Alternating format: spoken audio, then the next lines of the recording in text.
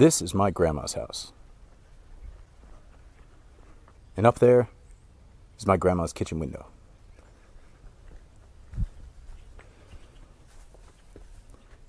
Let's go inside.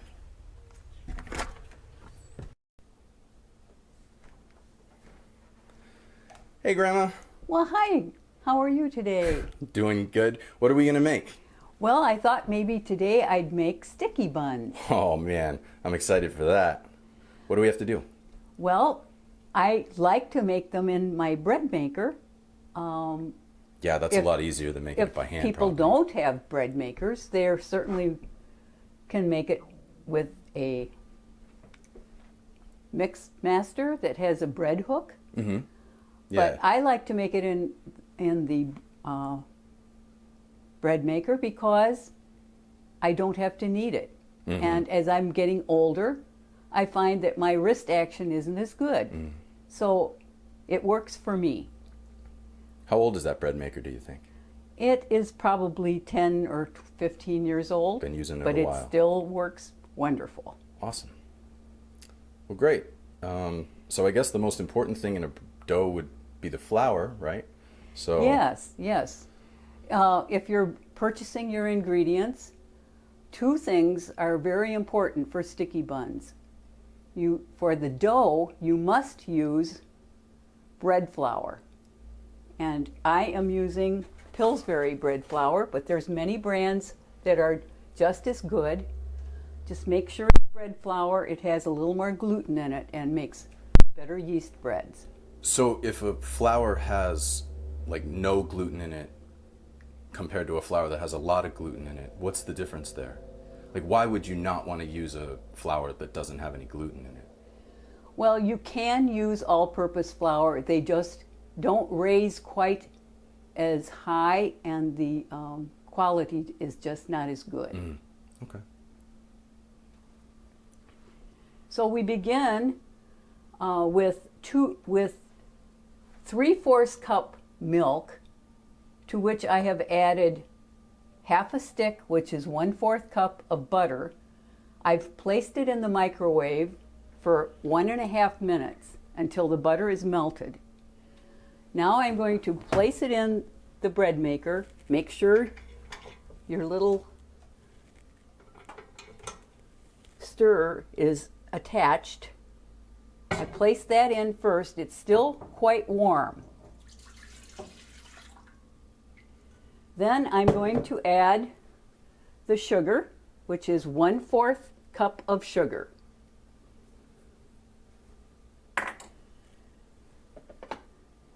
And then I'm going to add the flour, to which I have added half a teaspoon of salt. There's already salt in the butter, so I don't put as much salt in as some recipes call for. But I'm carefully putting the flour in. If you're measuring it in a cup, I have 3 cups of bread flour, and you can just put it in a cup at a time. So just so you have 3 cups.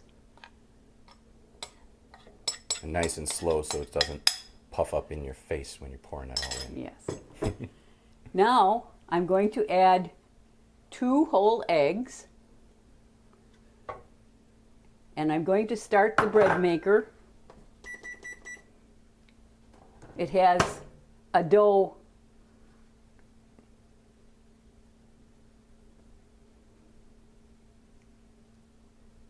Hold it. What do you call that? Dough setting?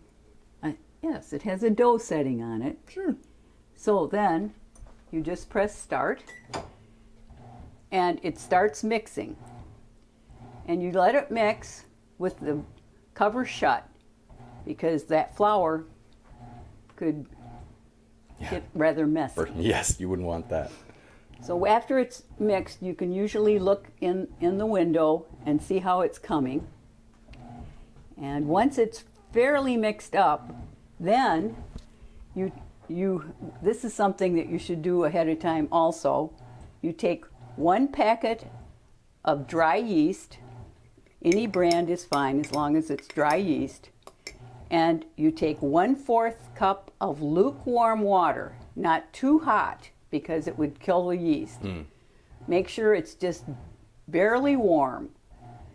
Put the 1/4 cup in a cup and add the yeast and add 1/4 of a teaspoon of sugar to it. Okay. And that makes it start to work a little bit faster. And as you can see, it's all foamed up. And then wow, you know yeah. that the yeast is working and it will make a good quality roll.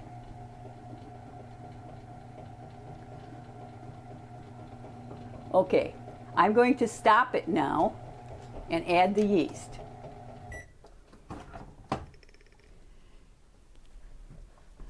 It's pretty much mixed. It's still more like a batter than it is a dough, but we're going to probably add just a little more flour as it goes, as it's Mixing stirring, up. Yeah, mixing. it's probably better to put too little flour than too much flour because it's easier to add the flour. Yeah. You can't really take it away. That's right. Now I have some extra flour here. I'm going to add probably 2 more tablespoons of flour right now. The actual recipe calls for 3.5 cups, but depending on the weather, sometimes it doesn't need quite that much. Sometimes it needs a little more.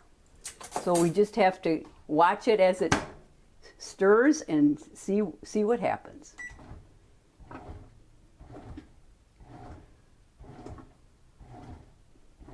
The reason we don't put the yeast in until after we've let it stir with the flour, eggs, and milk is because the milk was quite warm out of the microwave and we don't want to kill the yeast. Right, because yeast is alive even though it's dry. Yes. And as soon as it gets some moisture, it really grows. And Once you put the eggs in, that kind of cools the mixture down as Okay. well. So that's why I always mix it first. Some recipes say that you can put the yeast in with the flour.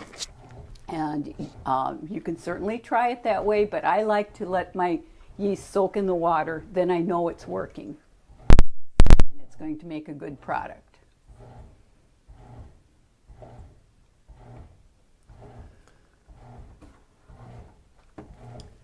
All right, now I can see that I'm going to need a little more flour.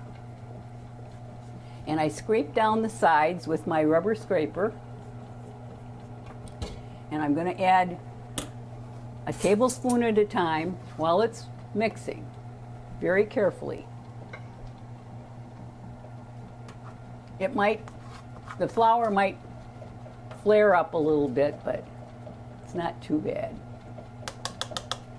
All right, I have put 3 more tablespoons in. And it looks to me like it might need just a little bit more. So this is the part that you just have to experiment. Mm-hmm. And once you've made it a couple times, it'll be easier for you. Right. I'm going to take out just a little more flour. And I might put in a couple more tablespoons. You don't want it too stiff though. Right. Not like bread. When you're making bread, you want your bread so it's not sticky. You want your dough to be slightly sticky. Right. So it'll give that nice stretch and pull.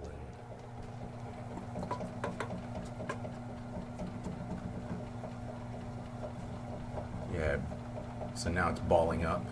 It's balling up, and I think that's probably enough. I put another tablespoon in. So I put in 3.5 cups plus a couple more tablespoons. But every time I make it, it's a little bit different. So that's a little tricky, but you'll get the hang of it once you've done it a couple times. Cool. How long does that have to get mixed up for? Okay, now I just allow the bread maker to mix, and when I see that it will stop and start rising, once it has risen to the top, I take it out and begin to make the rolls. Roll the roll dough out. So do you let it mix and rise at the same time, or will it stop mixing? It will stop mixing, it will rise a little bit, and then it will mix a little bit more. Oh, okay. And then the last rising. It usually takes about an hour and a half to 2 hours. Okay, so then we'll just come back once that's done. So you can start this early in the morning, Right. and you might be able to get your rolls completed by noon. Okay, great. We'll come right back. Okay, so the dough is finished and proved, and now we're going to get to the butterscotch, right? Right, which makes the rolls very tasty. That's what makes the sticky rolls sticky. Yes. We start out with a 9-inch cake pan, and I have melted 2 2/3 tablespoons of butter. If you have a stick of butter, you can cut it into 3 pieces equally, and then you have enough to do 2 pans, which is what this recipe will make, 2 pans of 9-inch rolls. So I have the butter melted. I have it on very low heat, and I'm adding 1/3 cup of C&H brown sugar. I have found C&H is the best. I have tried store brand, less expensive brown sugar, and it tends to make them sugary for some reason. So the cane sugar of the C&H seems to be the best. Now I am mixing it with the butter, and now I'm going to add 1 tablespoon of corn syrup. Any kind will do. I'm using Caro, but you can use the store brand as well.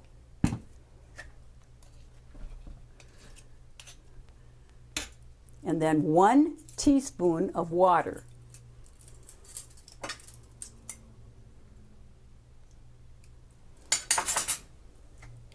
Continue to stir that until the butter is worked in very nicely, so you don't see just a lot of butter around the outside. You just keep stirring on the low heat, and if there's any little hard pieces in the brown sugar, make sure you take the spoon and soften them up and dissolve it up. The idea is to get the brown sugar as smooth and practically looking like it's dissolved. Yeah, you said before it should be like glistening. You said. Yes. So that's a very important step. Well, this looks fine now. So I will, you can put the rolls in like this, but I usually make mine with pecans.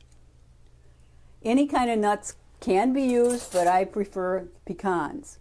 And I'm using half a cup or as many as you like.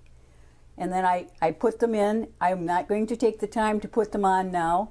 I have one that's already prepared, but you do have to put them upside down so that when your rolls are tipped out of the pan, like an upside down cake, the rolls were then, the nuts will then be on top.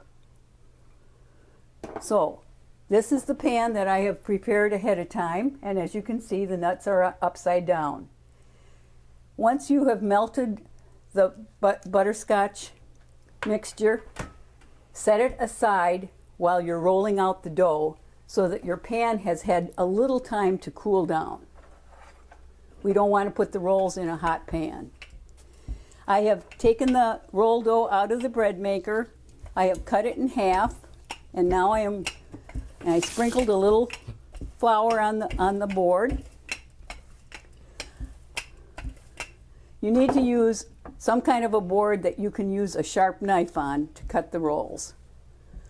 And I roll it out, and then I put more flour down, and then I turn it over and roll it again. Try not to use any more flour than is absolutely necessary. The dough is quite soft, So it rolls out pretty easily.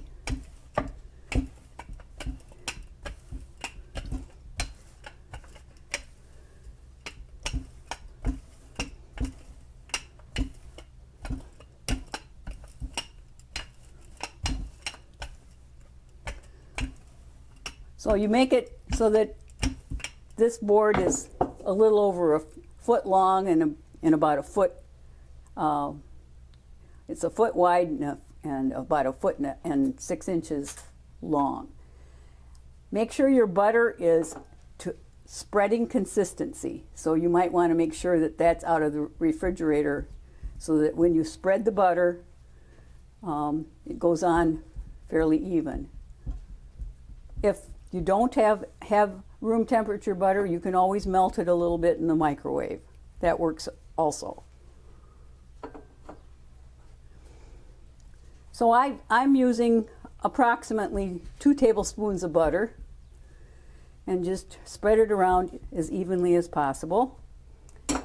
And I have this little shaker that I purchased cinnamon in, and it works very well with my cinnamon sugar because I make these quite often.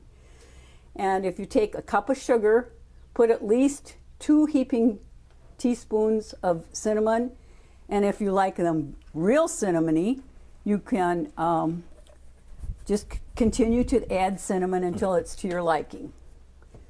But now I'm going to sprinkle the cinnamon sugar on, and it works best if you have something that you can sprinkle with rather than using a spoon to get it on there. And don't be afraid of that cinnamon sugar. Get it on there. Yeah. More the better. Yeah. Okay.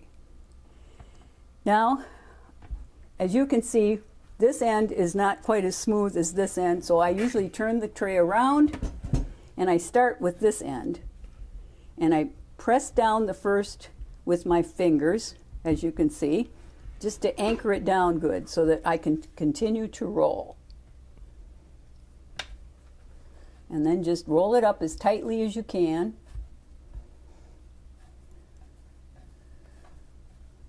And when you get to the end, do the same thing. Take your fingers and squeeze the end into the roll so that it's anchored in there. If your dough tends to be a little too sticky, sometimes if you put your fingers in flour, that helps to seal it too. Okay, here's my dough, and I'm going to cut this into 12 pieces. So I usually cut it in half, and then half of a half, and that helps me know how to cut the pieces.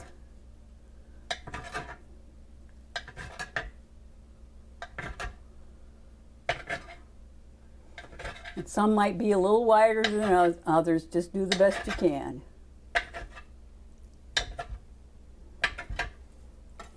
One, two, three, four, 5, 6, 7, 8, 9, 10.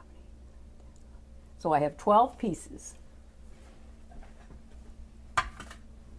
And I'm going to put them on the pan now. And as you can see, you want the cut end down, especially if it's on the end, because then when you tip them up, they will look good. Always put the cut side of the ends down. And I put 3 in the middle, and then I put the rest of them around the outside. As you can see, it's hard to get it cut just right. So you That's sometimes a sticky, stretchy dough. Yes, it is. Yeah.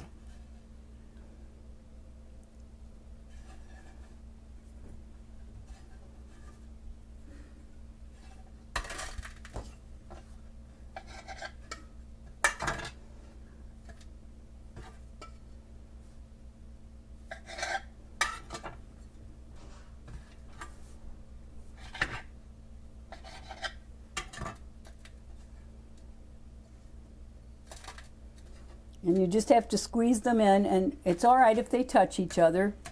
They'll just kind of bake together. And so now you have to set them back where it's not too hot, but warm enough, and cover them with a towel. and let them rise until they're almost double. And I will come back and show you How we what bake that them. looks like as soon as that has taken place. All right. All right, Grandma. So I'm taking the towel off. They have proofed or risen a second time once we made them into rolls. This is what they look like before you bake them. I have the oven on at 375, and I'm going to set the timer for 20 minutes. I start them on the bottom rack, and after the first 10 minutes, I move it to the top rack. all right. Okay, the 20 minutes is up. I'm taking the rolls out, and this is what they look like as I'm removing them from the oven.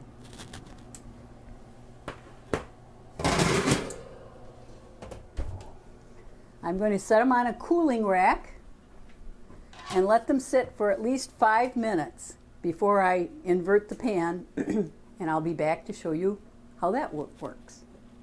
Okay, the 5 minutes is up. I'm going to take a plate, or you can use a paper plate, whichever you prefer, and I'm going to flip them over. And then I'm going to take a rubber scraper, carefully lift off the hot pan. The rubber scraper is real helpful. You just kind of have to work them up. Once in a while, some of the rolls will stick to the edge of the pan. So you just carefully take the pan off. And then there's always a little left in the pan, and you can spread that over the rolls.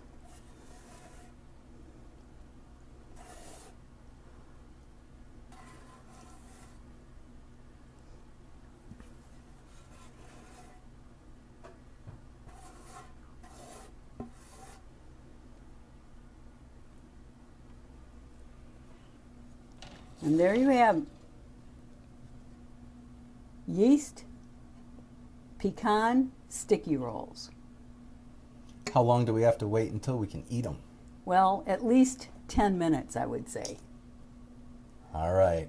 They're wonderful with tea and coffee or even a glass of milk.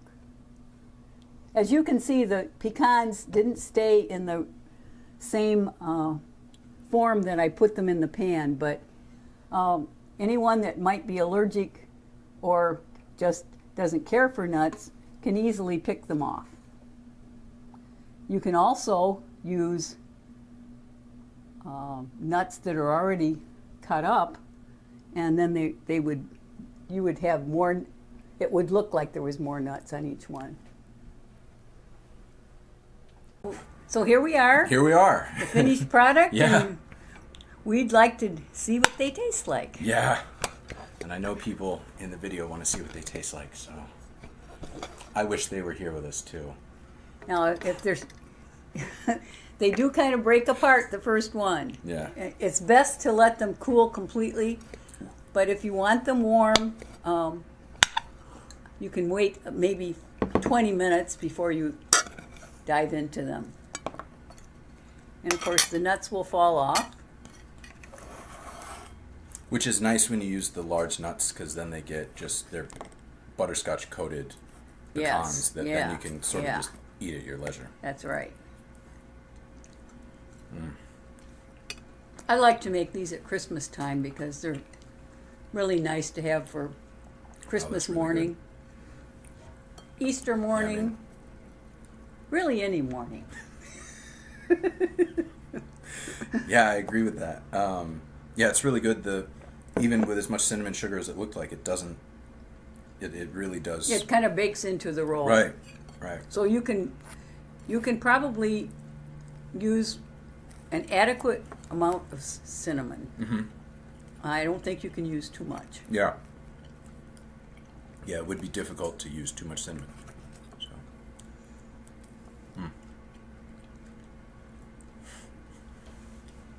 Yeah, I actually think the pecans are kind of the best part of it. You can also make these rolls just as cinnamon rolls and frost them after they're finished on the top with powdered sugar frosting. Sure. But when you make them this way, they're all already done, and you don't have to frost anything. It makes it a little easier.